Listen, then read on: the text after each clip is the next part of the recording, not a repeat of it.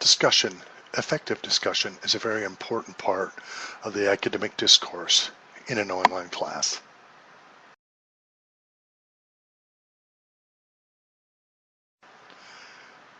However, we've all had that discussion dread where we feel like we may get surface level answers like, I agree, I do, yeah, me too. And it can lead to frustration and kind of a perfunctory feeling of doing something just because it's there.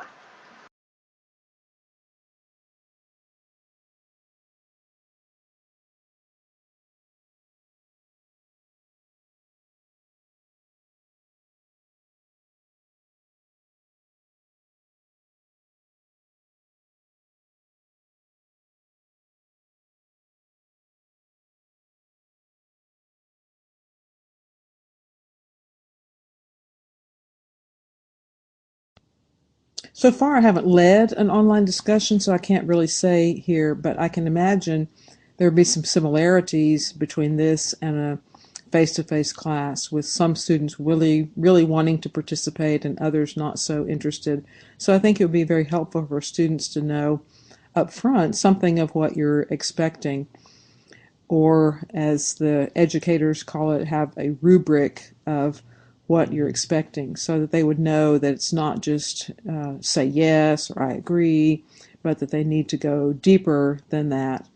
So making something clear, like you need to make at least two responses that are at least 2 sentences long, something like that. And I think that might help. So making it clear what you expect as much as you can. It's something that's really intangible, because some people can say in a phrase or two something that's profound, where other people might spend 5 minutes rambling like I'm rambling here and not really get to the point. But I think it would be it would be very important to have it clear what you mean by a discussion. I think also posing the right questions would be something important.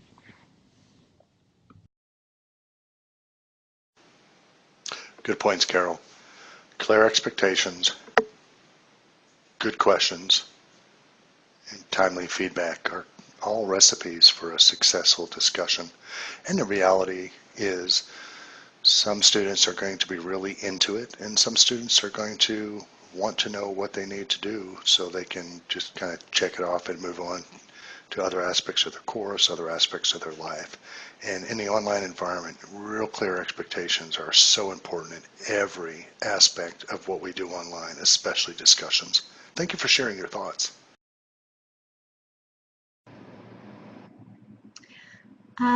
Actually, I don't have a lot of frustrations or with my experiences when I lead my online discussions. I'm fairly clear in the discussion board, because they are assignments, what my expectations are, what I'm asking them to do.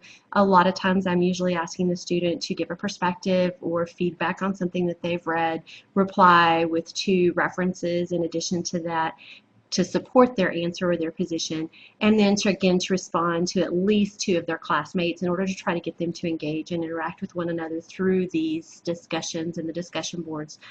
I guess one of the only frustrations I say, if I would have to pick one or pick something, would be maybe the fact that some students don't read the descriptions, so they don't read what they're actually supposed to do. They just kind of skim it, read the first part that says, write your perspective on this, and then they don't add their references, or they don't support it, or they failed to reply to 2 of their classmates. So that would be the only frustration that I have. My main frustration I've seen is that there's a lot of repetition.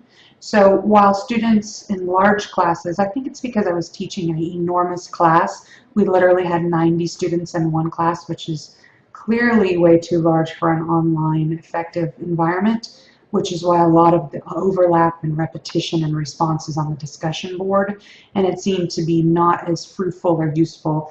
From what I've read in this course and what I've read in other things about teaching and pedagogy and things, it just needs to be a smaller group to be more effective, or break the discussion up into smaller groups of folks to avoid that overlap and give different groups different topics. If you give one group that's a large group the same topic, you're bound to have a lot of repetition, which is really somewhat wasteful in time and useless But other than that, I do enjoy discussions and moderating them. I agree with the slides that I've viewed so far, and also some responses from others about the inconsistency of responses to discussions. But what I've learned is that you have to be very explicit about how much I expect, how many words, for instance, and also how much the students extend the conversation with bringing in insights from their own experiences and paths to add to what might otherwise simply be, oh, I agree with you, oh, that is so great.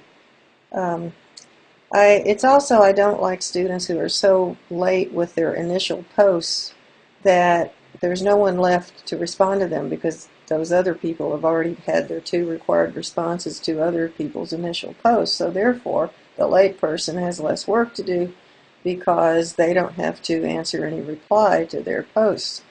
Anyway, I make it clear that this type of situation could be detrimental to their grade. But on the other hand, if the student does their initial post on time and no one responds to it, well, then that does not penalize them, and that's also one of the times when I'll jump in to give them feedback to respond to their posts. And also the question that you have everybody address is very important. The more creative the initial assignments are, or in other words, how it provokes them to be more creative or to express their own opinions, the better the overall back and forth of the blog.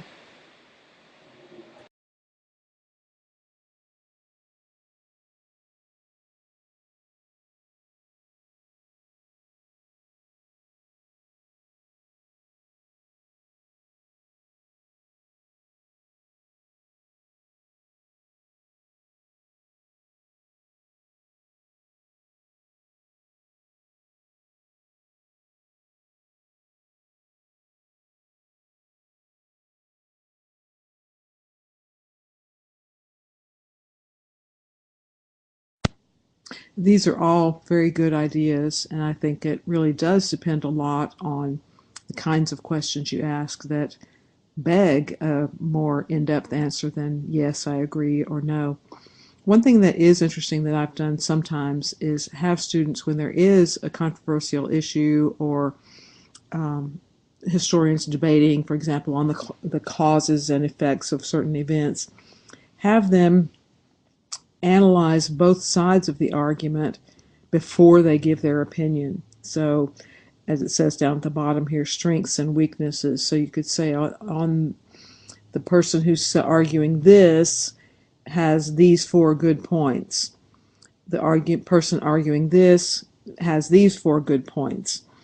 Or it doesn't have to even be persons arguing to have that kind of thing. You could say on the one hand, these would be strong arguments in favor of this conclusion to a speech or a document, and these would be arguments that would lead to this conclusion, where you make those statements before you say, okay, I think these are better arguments, or these are more compelling because.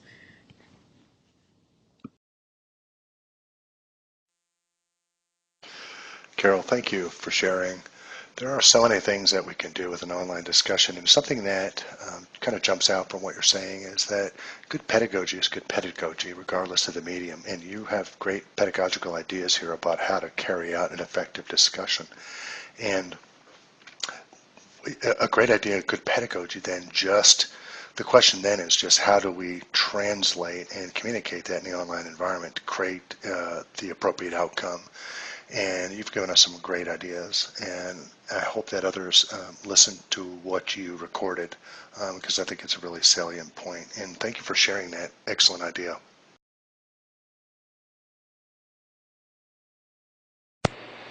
In some of my blogs, and this is either for completely online classes or also when I require blogging with a face-to-face class, but I would say the types of questions that has a greater variety of correct answers to them brings on the most interesting responses in the discussions, and and also the potential for more back and forth between the students. I think because the course that I'm thinking about teaching, Greek, is a skill-based course, that perhaps the best place to use online discussion there would be kind of in a question forum, kind of like we had at the beginning of Module 1 in this course, where students could ask questions of me or the graduate assistant who is teaching the lab or working with the lab, and that there would be a place where other students could even provide hints on how to remember vocabulary, etc. So that's one area where I think I could use online discussion in a skill-based course like a language. Almost all of these strategies and apps are new to me from this course. I really do like the VoiceThread, perhaps because it seems very easy to use, because it can be used, students can use it in writing a text, or they can record their voice or a video. So perhaps that would be a way for students to use what they're most comfortable with to enter into a discussion. So I definitely plan to use VoiceThread both in my face-to-face classes this coming semester, and then if I teach a fully online class, I would definitely use it.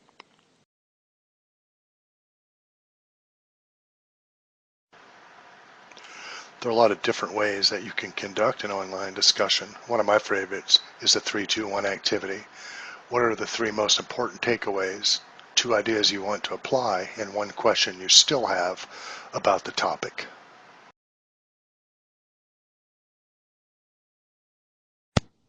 Yes, some variety is a good thing.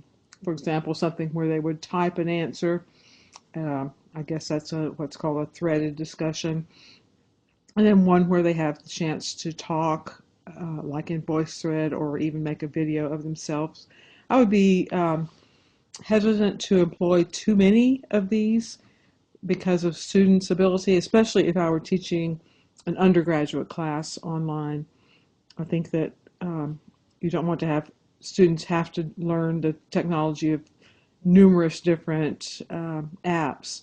So just as we're struggling to, or at least I'm struggling sometimes to learn all of these new apps, I don't want the students to have to every week do a different app. So maybe 2 of these or 3 of these at the most. Carol, great point. I usually limit technology to 2 or 3 at the max, and usually 1 that's included in the LMS, and then 1 or 2 others at the most in a course. Now, you're kind of in a course that welcomes the fire hydrant approach, and I'm kind of just throwing new technology at you every day. But this is kind of, I want to give you 2 weeks and just kind of load you down, and you can unpack this over the next couple months at your leisure. But if you were in an online class, and you're certainly welcome to take one of my online classes anytime, but if you were in one of my online classes, you wouldn't feel quite so overwhelmed. Matter of fact, you would probably at the end of the class say, oh wow, yeah, I did learn a couple new technologies. I didn't really notice that, because I try to make it a more ambient, natural part of the course experience, and kind of let the excitement and the learning kind of let the students say, oh yeah, I'm really into learning this, so oh okay, here's this tool, so oh yeah, okay, I'll learn this tool so I can demonstrate what I've just learned. And it's almost like this inconsequential byproduct as they learn a new technology, as opposed to the feeling that you feel right now, and is very, being very much overwhelmed. So I really appreciate you sharing that.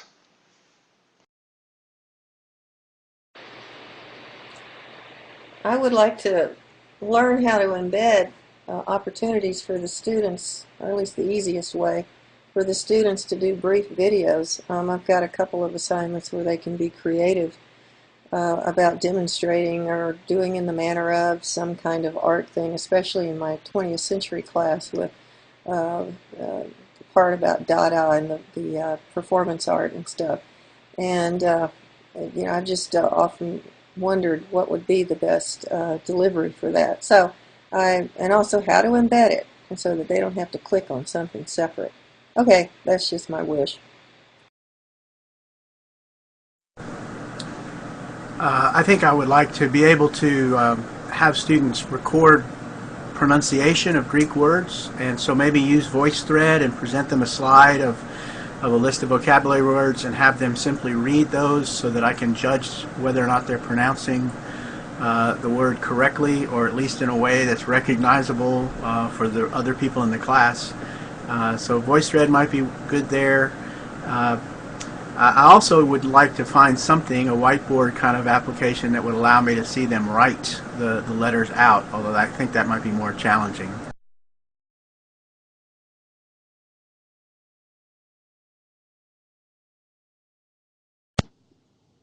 Yes, this could definitely be fun. I think especially in history, and of course Linda's teaching art history, but I think to do that with a historical character would be a fun type of dialogue.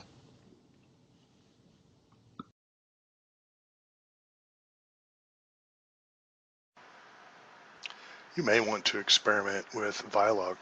Vlog allows you to take any video, pull it from YouTube, and create questions at certain points in the video, and the discussion then takes place around the video. Sounds good. I hope it's something that I can figure out how to do.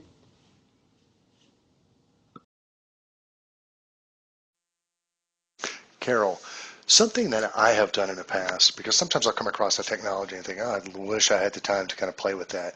Sometimes I will, at the beginning of a class, online or face-to-face or hybrid, I'll throw out a technology. And I'll even say, okay, assignment, and I do this in a class I teach for ACU. Matter of fact, one I'll be teaching for them in the fall. I keep an open assignment. I have them in the second week, actually, of the course. I have them develop the rubric for the assignment and select the tool. And what that does is that can allow someone to take Vlogs and say, okay, in this assignment in Module 5, we're going to have a pre-assignment here for so many points in Module 2, where you're going to explore Vlog, and then in a discussion forum, you're going to share which video that you think is needed to, communicate this particular learning objective. And then for extra credit, you can assign someone to create the instruction set for that. And then you just put it in the module, in module 5 or 6 or week 10 or 11 or something like that. And then the student wins, you win, and the class wins. So that's just one possibility for integration of a new technology.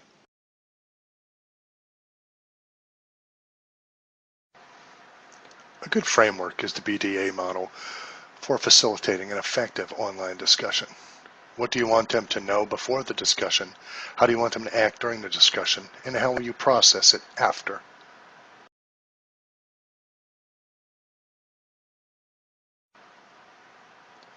What do you want to accomplish beforehand? Make sure your instructions are very clear. Communicate the expectations and reinforce them. Let them know they did something well. Provide examples, and focus on online community building, connecting student to student.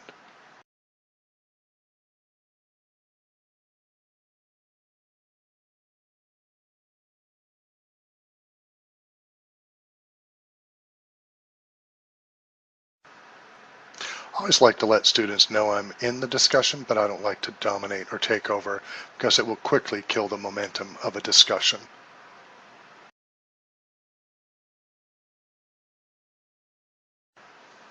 In an online class, it's really important, and it's a great advantage to be able to shape behavior by giving a shout out to what people are doing well, using a forum itself or the announcement feature to magnify good work. Work that is rewarded tends to get repeated.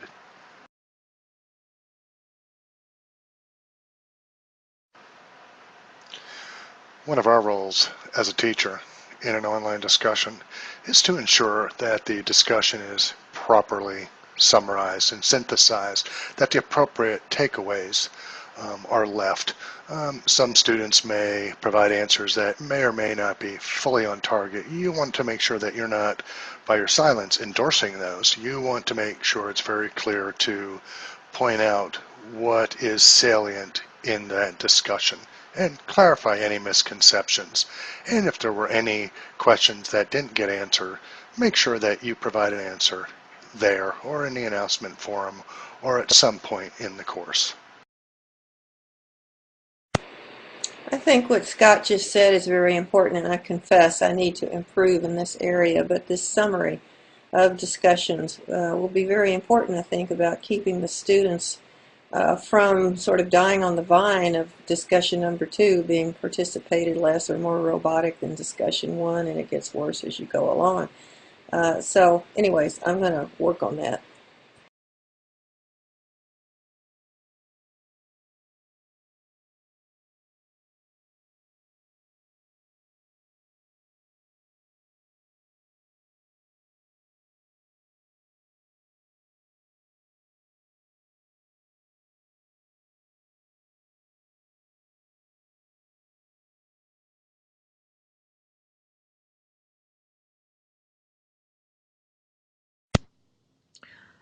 I will make it as clear as possible what I expect from the students in terms of discussion, and I will also really work on making the questions thought-provoking, not just questions that can be answered with information. I think it's sometimes worth it to start out with some information questions, at least in a face-to-face class, and then move on to the different ones. But clarity in expectations and providing good questions.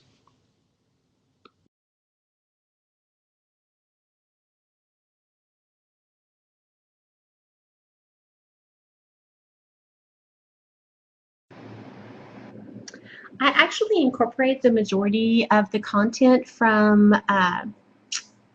this voice thread into my discussions, but one thing that I could probably improve on is I do give a general announcement at the end of a group discussion if it's one where we're dealing with perspectives and students are discussing pros and cons with respect to a topic. Is I do try to give it as a general announcement at the end, just talking about some high points from the discussion. But what I may actually try to do or incorporate is responding to students individually as well, and maybe pull out some of the key points and those that are some really good perspectives that either I hadn't thought about or that were really engaging for the students in the class. So that's one thing I can do to improve it.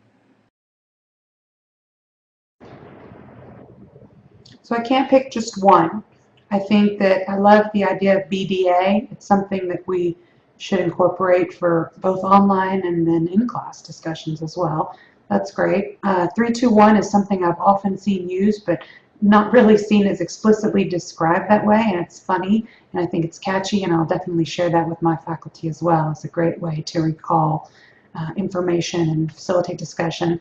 And then Vilog, I'm interested to experiment with that. I think that would be far more appealing to some of my learners than a reading with a discussion as opposed to watching a video with an engaging discussion.